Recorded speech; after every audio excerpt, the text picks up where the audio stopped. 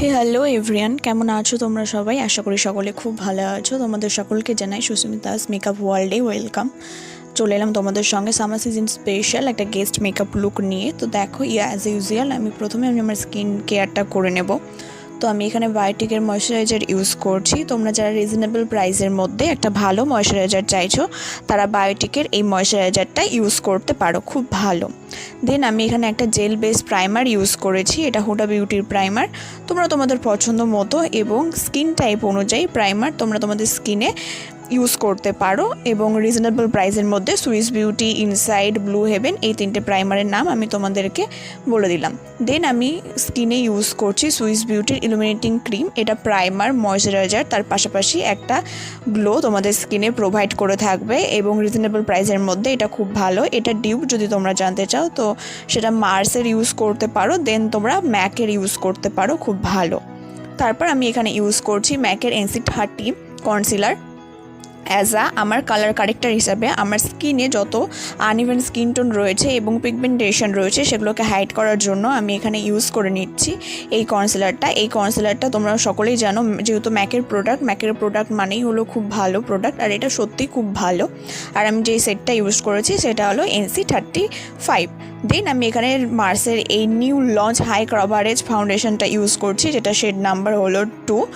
এটা হলো আমার স্কিন টাইপ শেড নাম্বার, যেটা অক্সিডাইজ হয়ে আমার স্কিন টাইপে মোটামুটি চলে আসে। আর এই ফাউন্ডেশনটা সত্যিই ফুল কভারেজ ফাউন্ডেশন আর খুব ক্রিমি টাইপের, আর তোমাদের স্কিনে একটা কুলিং এফেক্ট দেয়, যেটা তোমাদের স্কিনকে কোনো রকমভাবে গরমে মানে ঘেমে যাওয়ার পরে মেকআপটা উঠে যাওয়ার কোনো সম্ভাবনা থাকে না। আর এটার পর আমি যেটা ইউজ করছি সেটা হলো সকলের ফেভারিট, আমারও ফেভারিট, সেটা হলো ব্লাশ।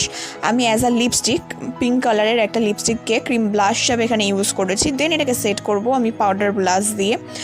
যারা বলো যে ব্লাশ তোমাদের স্কিনে থাকে না, তোমরা দাও বাট ব্লাশটা উবে যায়, তো তাদের জন্য এই ট্রিকটা তোমরা ফলো করতে পারো। আমি এখানে সুইস বিউটির কনসিলার ইউজ করছি, আমার শেড নাম্বার হলো 01।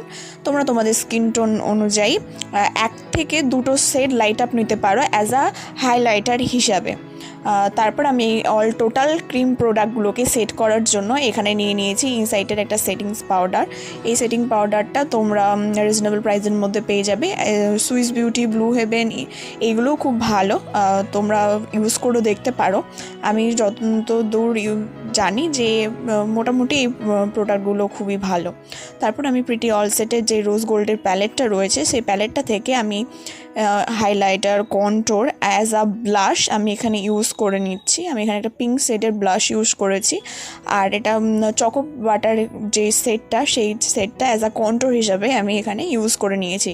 আর নোজ কন্ট্রোর এটা মাস্ট, এটা করতেই হবে, নাহলে তোমাদের ফেসের সঙ্গে মোটেও ভালো দেখাবে না। দেন আমি একটা পিঙ্ক হাইলাইটার এখানে ইউজ করেছি, এটা ব্লাশ অ্যাজ আ হাইলাইটার হিসাবে তোমাদের স্কিনে কাজ করে।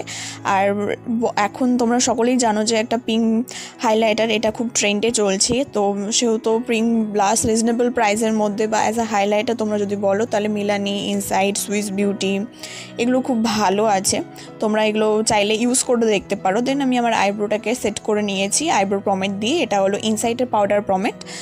তোমরা চাইলে ক্রিম প্রমেটও ইউজ করতে পারো, বাট ন্যাচারালি আমি পাউডার প্রমেটটা বেশি ইউজ করতে পছন্দ করি। দেন আমি এখানে আমার আই লুকটা ক্রিয়েট করতে শুরু করে দিয়েছি।